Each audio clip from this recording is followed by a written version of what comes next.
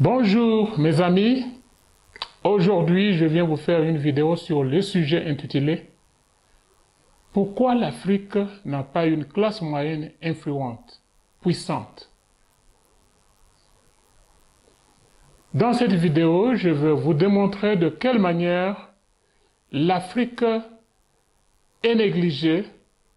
L'Afrique n'a pas une classe moyenne qui doit normalement provenir de l'agriculture, qui est une activité principale dans ce continent. Voilà, je m'appelle Ngandou Etienne, je passe directement dans l'analyse du sujet. Il y a 5 ou 6 facteurs qui ont fait que l'Afrique n'a pas une classe moyenne, pas du tout. L'information que j'ai en main aujourd'hui démontre que il y a très peu de pays africains qui ont une classe moyenne ou une portion de population, une petite portion d'ailleurs, qui provient de l'agriculture.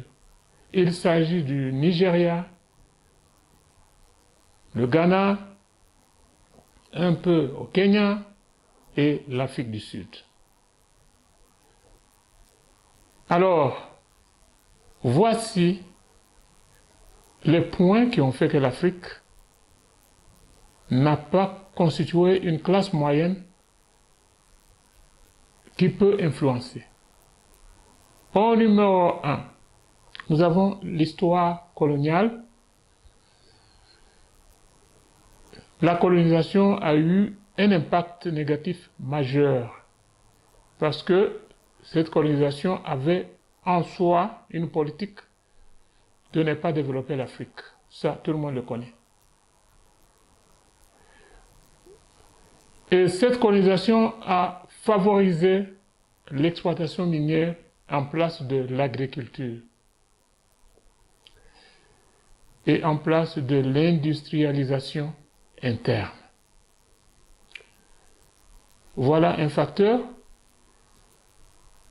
sur lequel nous devons penser profondément parce que ça fait plus de 60 ans que l'Afrique est indépendante, mais jusque-là, nous n'avons pas une classe moyenne qui vient de l'agriculture. Au numéro 2, c'est l'instabilité politique. Des conflits armés. Vous les connaissez tous. L'ouest, le sud, l'est, le nord de l'Afrique n'est pas épargné. À l'ouest, nous avons le Libéria, Sierra Leone qui sont passés sous les guerres, la Côte d'Ivoire. Au nord, vous avez eu ce que s'est passé entre les Arabes et les pays d'Europe. Et nous avons au centre les guerres en République centrafricaine, en République démocratique du Congo, au Soudan. Au sud, vous avez l'histoire de la Mozambique. À l'est, vous avez l'Éthiopie, la Somalie, et pour ne citer que ça. Donc, les guerres, les conflits armés ont fait que l'Afrique n'a pas eu le temps de se concentrer sur l'agriculture. Il y a eu aussi une instabilité politique créée par des gouvernements corrompus.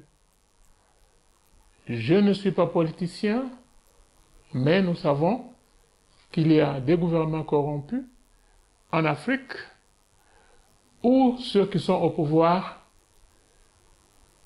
se servent au lieu de servir. Et ceci, cette instabilité causée aussi par des régimes autoritaires. La plupart des présidents africains quittent le pouvoir après avoir brûlé des mandats et des mandats.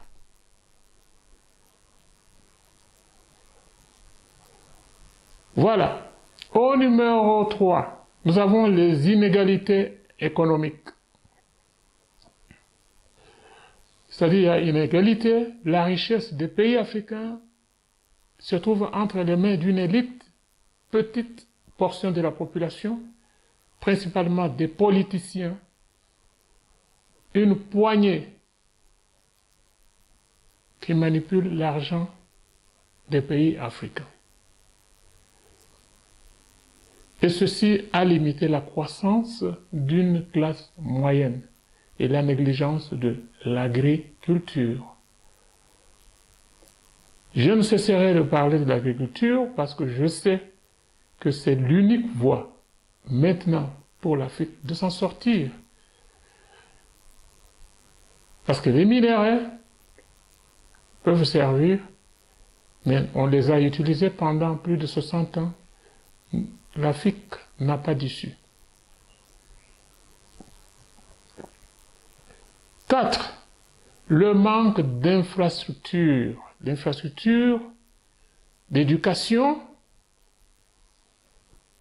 l'infrastructure de santé et les infrastructures de stockage et de logistique.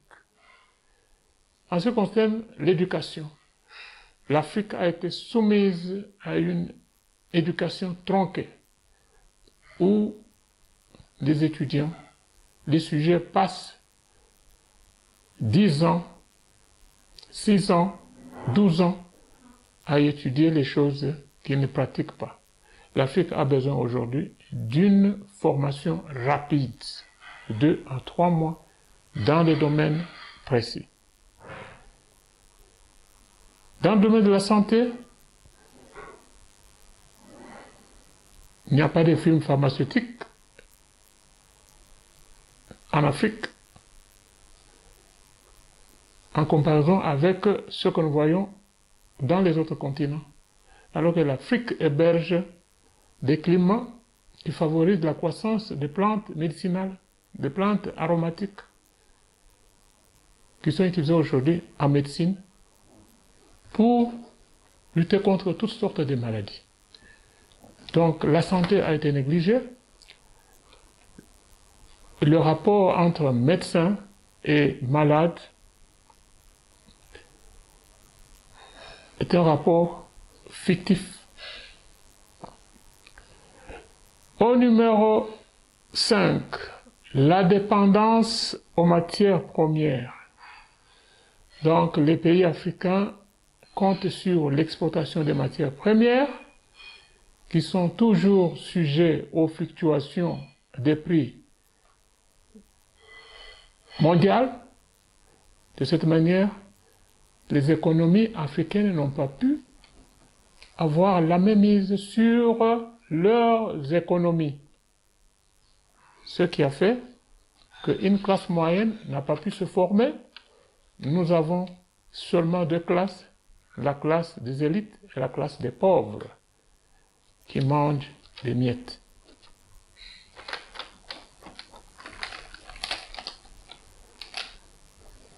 Le chômage et le sous-emploi.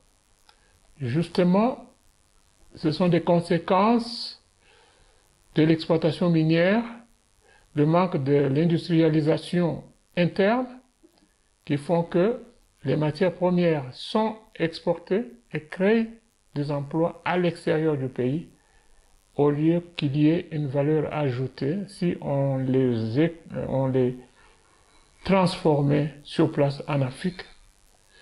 Voilà pourquoi nous avons ce taux de chômage qui est alarmant chez les jeunes, parce qu'ils n'ont pas suivi une bonne formation. Même s'ils terminent, leurs diplômes sont vides. Les sociétés qui doivent les employer doivent encore dépenser de l'argent pour les former.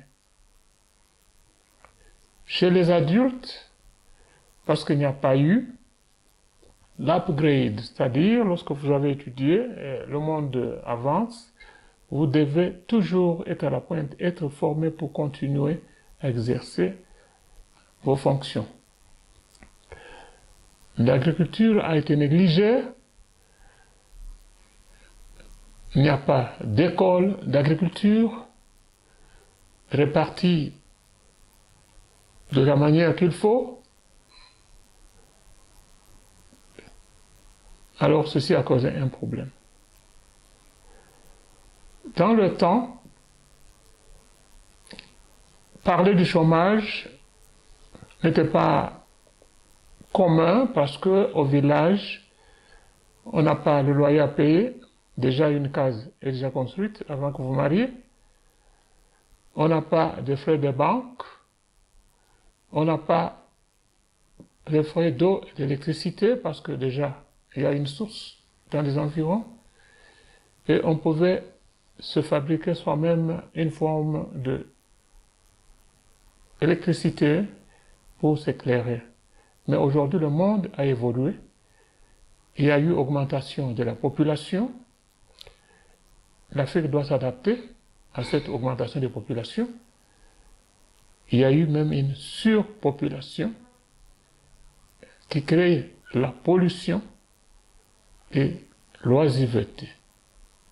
Donc des jeunes, des adultes, passent plusieurs heures à ne rien faire. Vraiment, voici les 6 points qui font que l'Afrique n'a pas une classe moyenne puissante qui peut influencer les politiques.